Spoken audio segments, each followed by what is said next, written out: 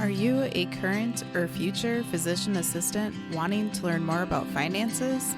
Then join me on this journey to become a PA the FI way. Hi, my name is Kat, and I'm a practicing certified physician assistant who will be your host. It took me 5 years after I started practicing medicine as a PA to thoroughly dive into my personal finances after I discovered the concept of financial independence.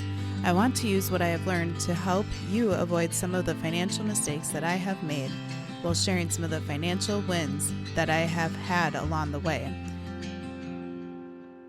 Join me as we discuss financial strategies to guide you to becoming a physician assistant on the way to financial independence.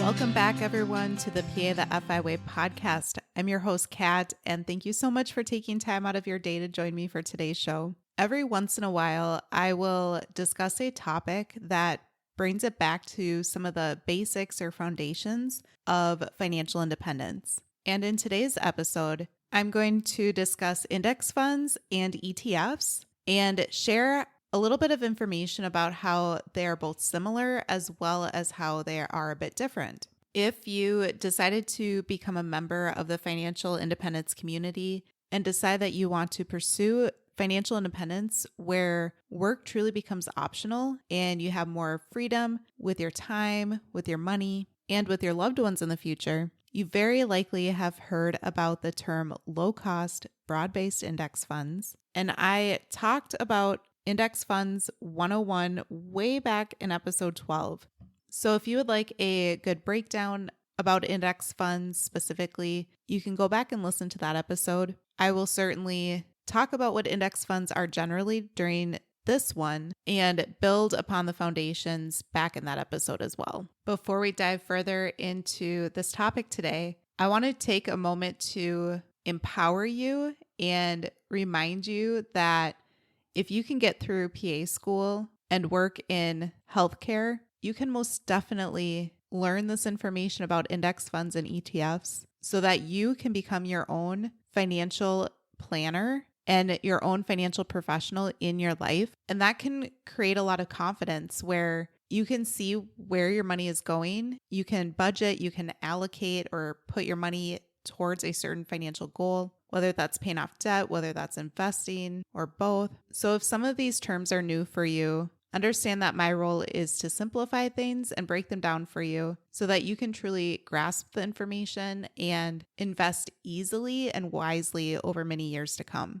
And when it comes down to it, investing in low-cost broad-based index funds and or ETFs is incredibly simple, and you absolutely do not need to complicate things or feel intimidated by choosing different investments within your employer-sponsored retirement account, such as a 401k or a 457b or a 403b, or maybe you have an HSA, or maybe you have a Roth IRA. Any of those different types of investment accounts, you can choose your investments within there. Hopefully you have all three of those things if they're appropriate for you. And if those are all maxed out for the year, maybe you've even opened a taxable brokerage account. Within your employer-sponsored retirement accounts, you only have certain options to pick from, but within other self-directed accounts, such as a Roth IRA or a taxable brokerage account, the world is your oyster, meaning that you have so many options to pick from because you first start by picking the brokerage company that you want to invest within, such as Fidelity, Vanguard, Charles Schwab, M1 Finance,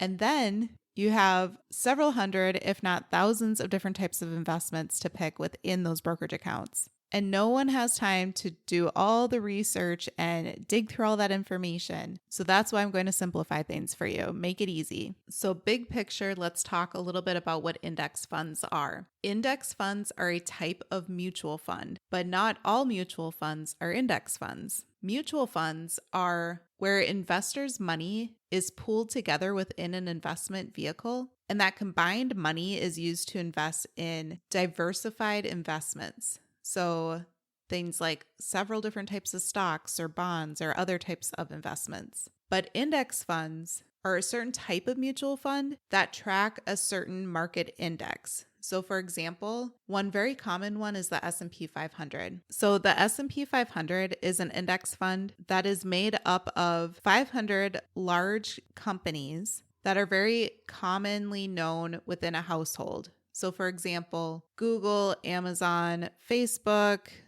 / Meta, Tesla, Microsoft, Apple, etc. So if you invest within an index fund that tracks the S&P 500, you are investing in roughly 500 large, well-known companies that have historically done well over the past several years. Another type of index fund is called a total stock market index fund, but there are also several others, such as a total international market index if you want to invest on an international level. But let's go back to what a total stock market index is. The total stock market index is an index that tracks a broader range of companies, typically around 3,500 companies.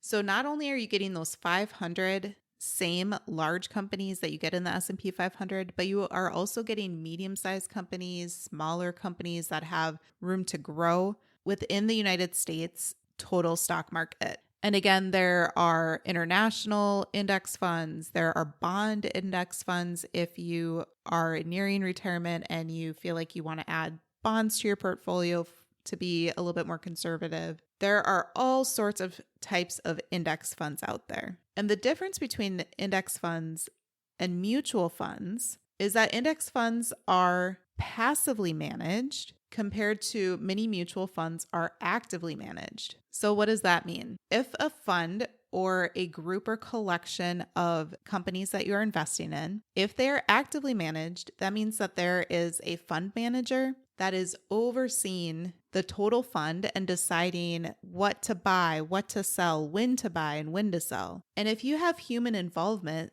that human needs to get paid, right? So general mutual funds typically are more expensive than passively active, low-cost, broad-based index funds. That's where that term low cost comes into play. And then the term broad-based within that phrase means, again, that you're investing in several companies, not just a handful, like 3 to 5 companies. You're investing in either 500 up to 3,500 companies, depending upon the index fund. You can look up some of the fees associated with your index fund by looking at one primary main number called the expense ratio. And for an index fund to be low cost, we want to see that expense ratio less than 0.2%. A lot of index funds are actually even lower than that. Some of them are 0.04 or 0.05 or 0.1%. There's this wide range of what an expense ratio can be. There are even some index funds that have a 0% expense ratio, such as VZROX through Fidelity.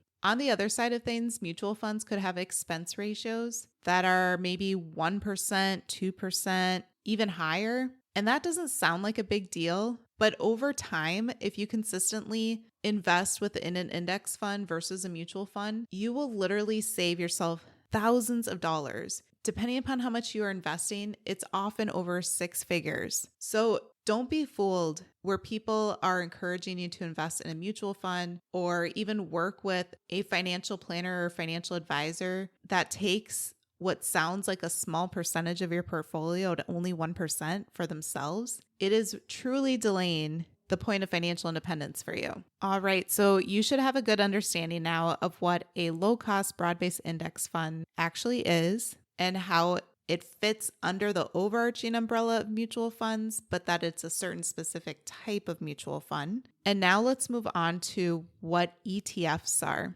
ETF stands for Exchange Traded Fund. And very similar to index funds, you are investing in several different types of investments at once.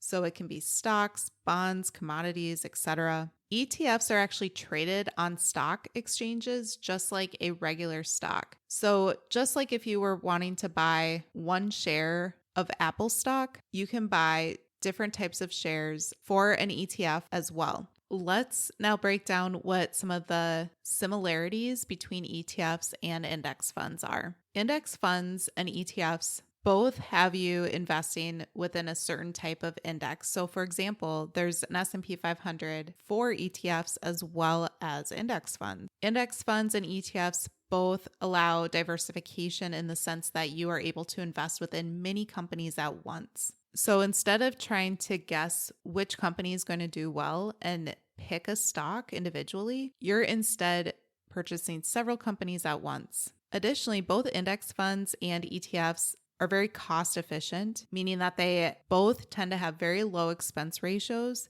compared to mutual funds that are actively managed. They are both very passive investments, meaning that they're not trying to guess and beat the overall stock market, but instead match it and keep up with the overall increase in the stock market with time. If you haven't read the book yet, The Simple Path to Wealth by J.L. Collins, it's a really great book where the author talks about investing in low-cost broad-based index funds, but he really talks about how the market always goes up. And you might be saying, hey, no, that's not true. I remember in 2020 when my investments took a 30% or more dive and went way down within a few short days because of COVID. And you are completely correct that the market does go down. But there's a saying that if you are in doubt, zoom out.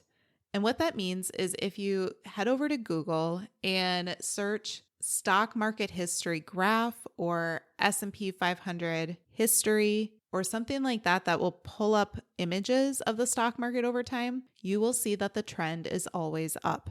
There are those periods of time where the market takes a nosedive, but if you don't panic, don't sell, keep your funds invested, and be patient, then the market will increase with time and your investments will continue to grow. So that is why index funds just keep up with the market, because studies have shown that passive investments like that almost always beat out actively managed funds. Not even the greatest investors can actually beat the market, because no one truly knows which companies are going to do amazingly and which companies are going to fail. Moving on to what are some of the key differences between low-cost broad-based index funds and ETFs. So the first difference is how they are traded. ETFs are traded on stock exchanges and can be bought and sold throughout the trading day. And when they are bought and sold throughout the day, it's at that specific market price. So this is very similar to a stock. Index funds, on the other hand, because they're mutual funds, are bought and sold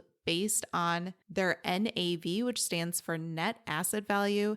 And that is a value that's calculated at the end of trading day. So with an ETF, you can buy and sell in that moment. For an index fund, it happens at the end of the day. If you are a long-term investor, which most of you are if you're listening to this episode, this point should not matter, because you are just putting your funds, your money in the investments and just letting them ride. You are not trying to time the market, meaning you're not trying to watch at 12:16 p.m. the ETF is up and I want to sell at that point, or the ETF is low and I want to buy at that point. No one has time for that.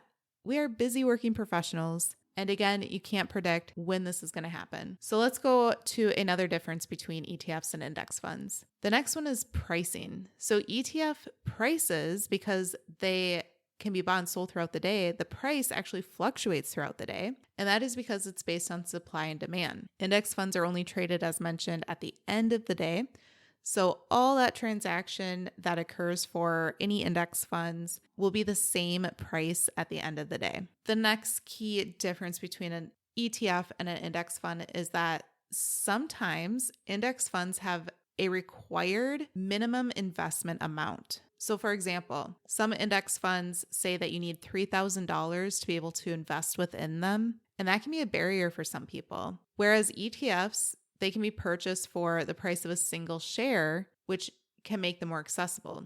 And some brokerage platforms can actually allow you to purchase partial shares too. Another key difference is the tax efficiency. So ETFs tend to be a little bit more tax efficient, and this typically matters if you are talking about a taxable brokerage account, meaning that you're getting taxed on the investments, whereas tax advantage accounts such as your retirement account through your work, Roth IRA, HSA, those all have tax advantages. Taxable brokerage accounts really don't have tax advantages. So within a taxable brokerage account, ETFs would be a little bit better technically than index funds just because ETFs are slightly more tax efficient because they help to minimize capital gains distributions because the shares are exchanged rather than sold to other investors. So for index funds, when you are selling them, that can potentially create a taxable event. But again, it depends upon what type of account that's happening in. And right now in your accumulation phase with your investments, you are very unlikely selling index funds, but rather keeping them. Sometimes there can be different transaction costs between ETFs or index funds. So for example, depending upon the platform, if you're buying or selling an ETF, there might be different brokerage fees, but many platforms offer commission-free trades now for ETFs. And then index funds, they don't typically have a commission when they're traded, but they might have a sales charge depending upon how they're purchased. And again, that goes to definitely check the expense ratio, but also check other types of fees that are affiliated with the fund. Another difference between ETFs and index funds is the concept of automation. Investing within index funds can be easily automated. ETFs traditionally aren't always automated depending upon the brokerage company that you're investing within, but some of them do allow for automated investments for ETFs. You just have to double check your brokerage. And then the other point of automation has to do with dividends. So index funds typically offer automatic dividend reinvestment plans, which means that any of the dividends that you get paid out are automatically reinvested for you versus just sitting there and not earning you more money. And ETFs generally do distribute dividends, but then you as the investor often have to manually reinvest them. But again, this does depend upon the specific ETF and the specific brokerage. So should you invest within a low-cost broad-based index fund or an ETF or both? The answer depends upon which investments are available to you within your brokerage company. So as a reminder, within your retirement accounts through your work or your employer-sponsored retirement accounts, they generally choose which brokerage company that they invest within, and they hand select different types of investments for you to choose as well. They don't usually offer the whole gamut of several hundred to over 1,000 options. It still might be several of them, meaning, 30 to 50 that you have to look through, but it's usually not this overwhelmingly large amount of options. So whether you are choosing your investments or whether you're checking your current investments to see what you're actually invested in, the first step would be to check your account statements if you are already investing within that account and reviewing the different types of investments you have. Or if you are selecting your investment for the first time, review the list that you have in front of you. You want to look for the fund name and the description. So often index funds have the word index fund within their specific name. For example, it might say the S&P 500 index fund or total stock market index fund. Those are keywords to look for. Always review the fund expense ratio, because even if it is an index fund, it might not actually be a low-cost index fund. So double check that expense ratio and make sure it's under 0.2%. Same with an ETF. Double check the expense ratio. The other thing to consider is the brokerage company that you're investing within. They generally have their own specific index fund. So for example, Vanguard has their own total US stock market index fund. That's a very commonly known one called VTSAX. And then Fidelity's equivalent is FSKAX, or the 0% one that's close to the equivalent, FZROX. And then Charles Schwab has their own total US stock market index fund that's SWTSX. The main thing with that list is that they are equivalent within each other. So you do not want to purchase VTSAX within Fidelity's brokerage account and instead purchase Fidelity's total US stock market FSKAX because you're within Fidelity, so there are lower fees when you are purchasing their specific index fund within that brokerage. Vanguard has ETFs. So the ETF version of VTSAX is VTI. And then the S&P 500 index fund for Vanguard is VFIX, and then the ETF version is VOO. And the main thing to understand is that whether it's VTSAX or whether it's VTI, the difference between that low-cost broad-based index fund and that ETF is so minute when you're investing over the long term. So truly look to see what your options are. And then if you are investing within a account that you have full liberty, such as a Roth IRA, where you can pick your specific brokerage company and your investments, or a taxable brokerage account, just decide if you like low-cost broad-based index funds or ETFs more, depending upon what your goals are. And I personally would take in consideration what the automation process is like. Can you easily automate the investments as well as reinvesting the dividends too? Because any time that you have to take extra steps for your investments, number one, you get super busy and can forget about it. Number two, you have to have motivation and the time to actually do it. So those things can stay on the back burner and not get done for a long time. So having automation is so important with investing. The bottom line of this episode is that I wanted to give you the tools to understand the why behind choosing a low-cost broad-based index fund or an ETF, but ultimately, it doesn't really matter. It matters more importantly what you have available to you and what you can invest within. And then you need to get out of analysis paralysis and decision fatigue and not be mulling over this over and over repetitively for many weeks. Instead, decide on one, choose it, and go with it. And then from that point on, investing truly is simplified for you. You're not having to guess which individual stock is going to do really well, which one isn't going to do really well. When should I purchase it? When should I sell it? Is the market overall up or is the market overall down? When is the next pandemic going to be? When is the next financial crisis going to be that's going to affect the stock market? All of that is noise. I understand that investing for the first time can feel overwhelming, but it is a whole lot easier than going through PA school or practicing as a PA. I'm confident that you can do this. I believe that this information can empower you to truly take control of your own investing on your journey to financial independence. I'd love to hear your thoughts about the topic for today's show. Do you invest in index funds? Do you invest in ETFs? What do you prefer to invest in as your main types of investments? These investments really are the backbone of investing on your way to financial independence. And then there's a whole slew of potential other types of investments, such as real estate investing, crypto, starting or purchasing a business, syndication, all sorts of other types of investments out there. But it is essential that you have these basics down so that you can set your future self up for financial success. You can comment on the Instagram post or the Facebook post for today's episode and let me know your preferred type of investment. And thanks for bearing with me to learn a little bit more about this nerdy topic today. I hope there are some other financial nerds out there that found the information interesting and helpful for you or someone you know that you'd like to share this episode with. For those of you who will be at AAPA, I'll see you there. Otherwise, I'll see you back here soon.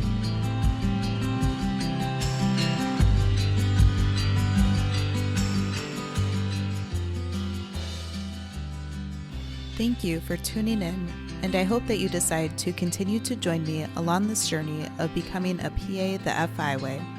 Please take a moment to press the subscribe button on the platform that you are listening to this on, but more importantly, consider sharing with another current or future PA that could benefit from the information that we reviewed in this episode. Take care and have a great rest of your day. Until next time.